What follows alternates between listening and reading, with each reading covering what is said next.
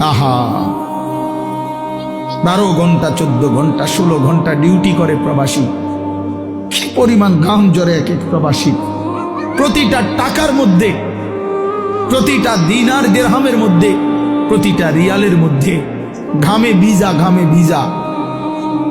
এত ঘাম, এত কষ্ট করে যে মানুষটা স্ত্রীর আদর পায় না, ছেলে মেয়েদের আদর পায় না, 18 বছর 16 বছর 14 বছর, যার একটা ছোট বাচ্চা আছে, মনে করো মেয়ে আছে, ছেলে আছে ছোট, সে দেশে, বাবা বিদেশে, কি পরিমাণ বাচ্চাটা বাপকে দেখতে মন চায়। আমি তো ওই আমার সাথীদেরকে জিজ্ঞাসা করেন, আমার গাড়িতে রাতের যদি 3টা বাজেও আমি যাই, 2:30 3টায়, আমার ছোট মেয়ে 3 বছর বয়স, কোন সময় কোনো দিনও ঘুমায় না। আমি যতক্ষণ না যাই ওই ঘুমায় না।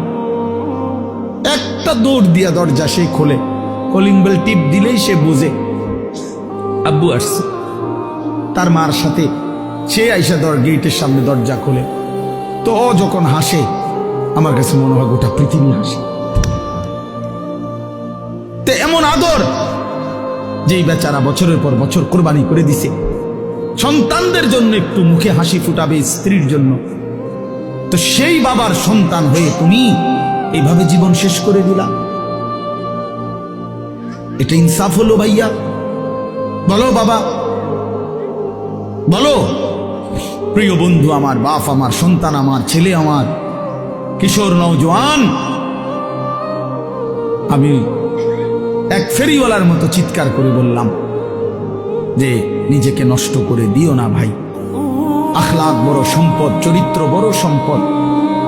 নারীর আসক্তি, জিনা ব্যভিচারের দৃশ্য, উলঙ্গ দৃশ্য, নারীর লোভ, বিশ্বাস করো তোমার দুনিয়াও শেষ করে দিবে, আখিরাতও শেষ করে দিবে।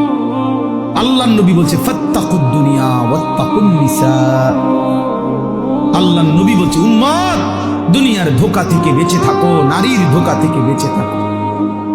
বেপর্দা নারী, হারাম নারী, যে নারীকে দেখার তোমার অনুমতি নাই, ওর হাসি মূলত হাসি না, আগুন। ওর রূপ যৌবন মূলত যৌবন না, ওইটা জাহান্নামের কয়লা, আগুনের কয়লা, হয় তোমারে বরবাদ করে দিবে। আল্লাহ নবী সাল্লাল্লাহু আলাইহি সাল্লাম বলছে যুবক, যদি কষ্টই হয়, যদি কষ্ট হয় যৌবন ধরে রাখতে, তাহলে ফাআলাইহি বিসসাওম, রোজাই রাখো, রোজা রাখো, রোজা রাখো।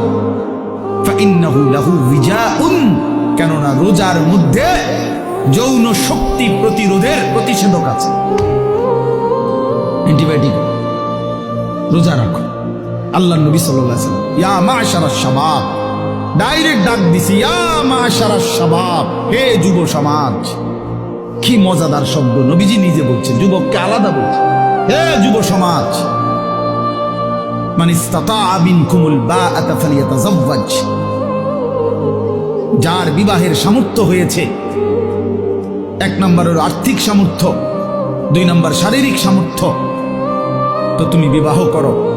ফাইন্নাহু আগাদ্দু লিল বাসার, বিবাহ তোমার চোখ নিচের দিকে হেফাজত করবে।